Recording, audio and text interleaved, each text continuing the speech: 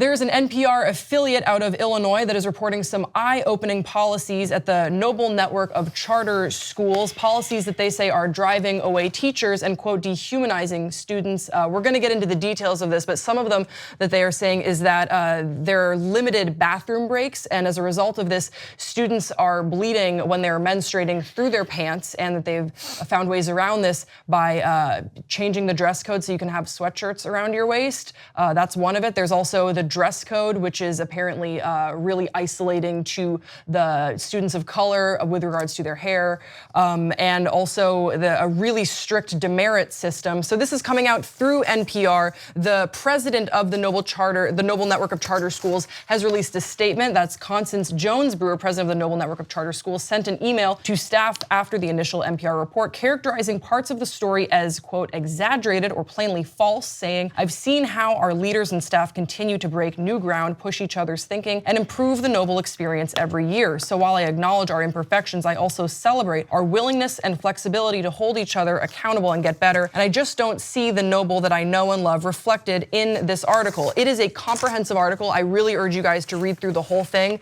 It's very, very eye-opening. I really enjoyed a take from Carice Epps, who was a teacher at one of the Noble schools. She talks a little bit about what was her breaking point when she decided to leave, and a number of other things with regards to her experience at these schools. She says, "That moment came when I sat and reflected on the fact that I trained my students to close the door if a student was being perp walked out of our building, which happened often," she says, "because for discipline issues like a fight, our children were arrested and walked out of the school, and I was useless. I could not help that child." Epps now works as a public policy fellow for the Illinois State Board of Education. There is a lot to talk about here. When you guys read through this article and some of the headlines that it's been making, what was your response?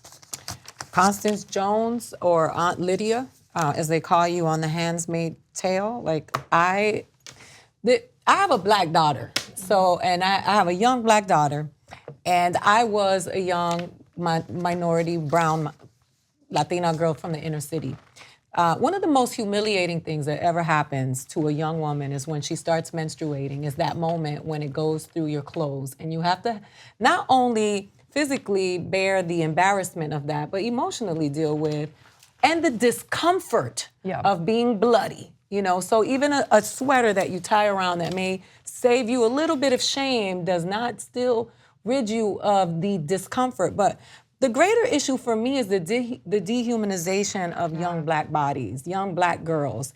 They cannot be who they are. The hair color thing, that they have to have a marker. It feels like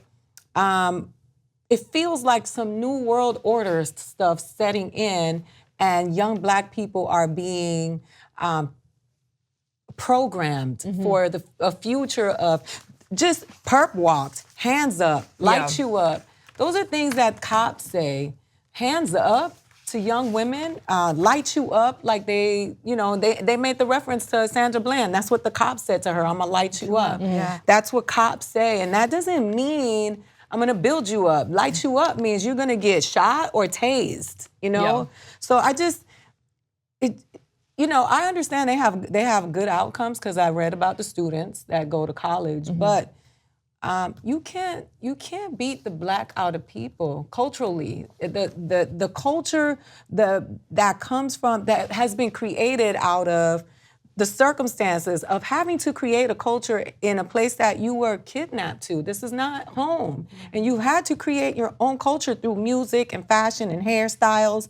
And that is what we have. So you want to neuter us and take that away from us? That's not okay. Yeah, and it's interesting to hear the response from the charter school. It feels pretty weak. So this is coming from Ellen Metz, principal of Noble's flagship campus, Noble Street College Prep, says the network's guiding concept is that rules are grounded in purpose rather than power, saying some of the stuff that you're talking about, like the level 0 for days and weeks, like, we serve 12,000 families in Chicago. This would be headlines if this were happening on a regular basis. Families would be up in arms, all 12,000 of them, and they're just not. But that doesn't really seem sufficient to me. In fact, the NPR sort of enlightens us a little bit more, saying Jane Sundias, a social psychologist who focuses on poverty, children, and education, says low-income families tend not to question systems like those at Noble. She points to a study study by sociologist Melvin Cohn exploring how parenting styles vary by social class. What he found was that working class parents focus very much on obedience. Off little Johnny went to school and his mom said, listen to the teacher, be good, be quiet. And the upper class parents focused on learning and creativity and having fun. The working class parents trained their children to be workers on an assembly line, not empowered, while the upper class families taught their children to believe that they had a legitimate right to their opinion and their views. And I think reading through that, it really resonates with what we're hearing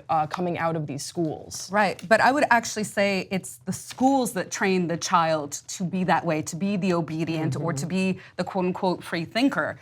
I mean, this might sound kind of extreme, but this is really the worst expression of training children to enter the labor market or the prison system in really disciplinary ways. I mean, that's why they're regimenting their time so severely and charging them $140 for a character development course if they have a certain number of demerits in a 2-week period. So these kind of extreme measures mirror the way these students are going to be treating and are probably at this point treated by the rest of the rest of society and the rest of the government structures. So I think the other thing that I wanted to mention, because I'm just really focused in on how humiliating and horrific bleeding through your pants are when you're on your moon cycle. And I think we're so far behind as a nation when it comes to figuring out how to implement women's bodies into our everyday lives.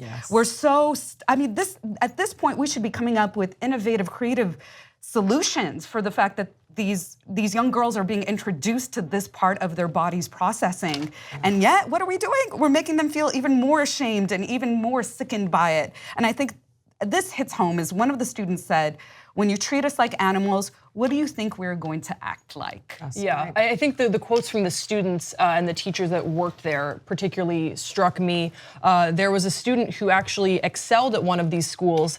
He scored a 35 on his ACT, and he's now at Brown University. He actually turned down Harvard. He felt it was too snobby, and he even still said that the school felt like, this is a quote, a prison, and that they would be searched for staff for unknown reasons. So I think that sort of tells you what you need to know about what's going on here. 2 easy ways to follow the Young Turks. One is hit the subscribe button down below, then you're a TYT subscriber. And second is ring the bell. And when you do that on YouTube, you're notified of our videos.